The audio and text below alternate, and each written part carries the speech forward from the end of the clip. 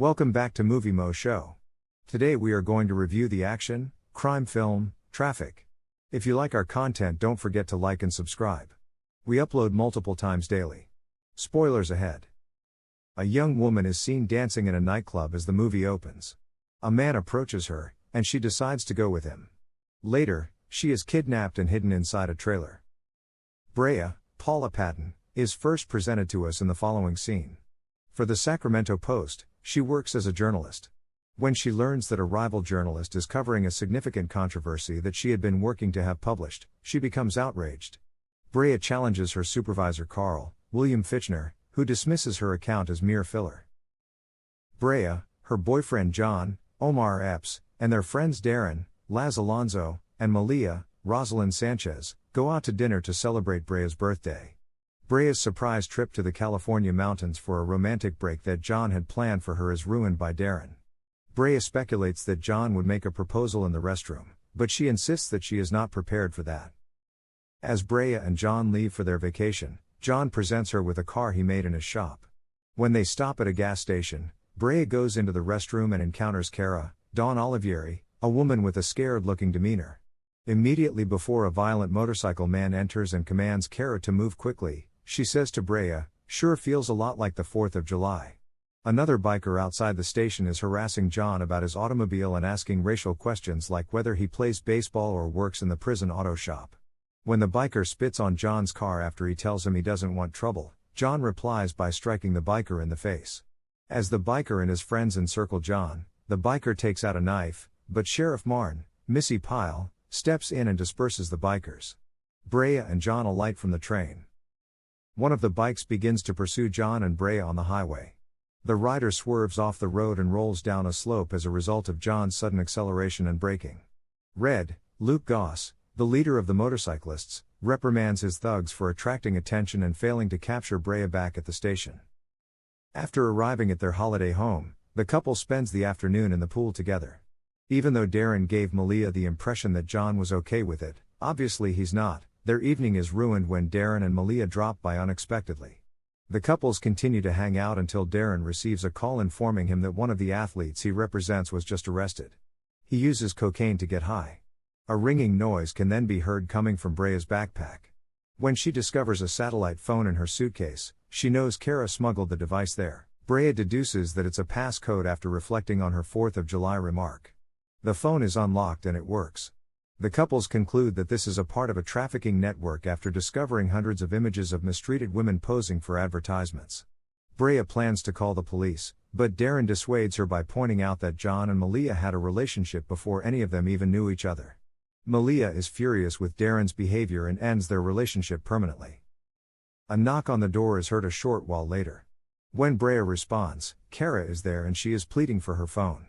Even when Cara irately demands the phone back, Brea offers to assist.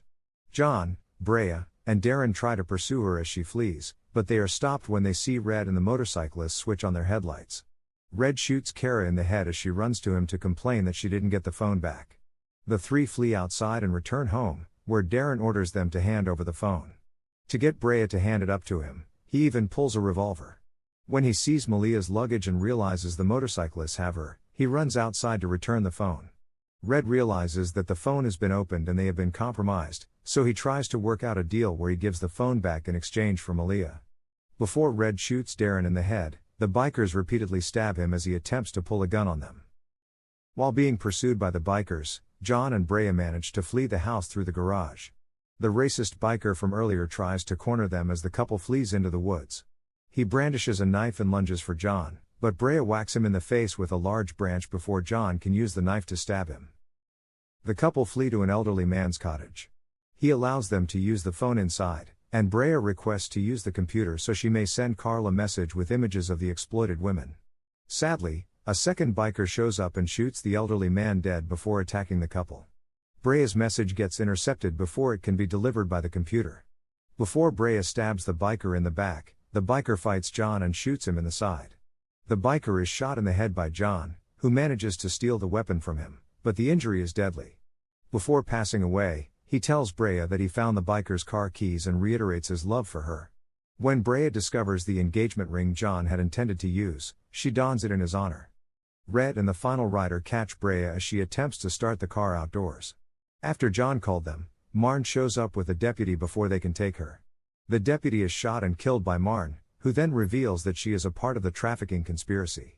Red and the biker are chastised by her for mistreating the girls because they are merchandise and for not erasing the proof from the phone. Brea is taken away after being sedated. Brea and the other trafficking women, including Malia, awaken at a secret location. Brea tells her that John and Darren are no longer alive. Red walks in with his goon. He assures Brea that he will keep her to himself. In response, Brea drives a nail into his neck and then begins beating him to death. The biker attacks Brea, but Malia gives him a sedative overdose instead. Before departing to find assistance, Brea makes a commitment to return for Malia.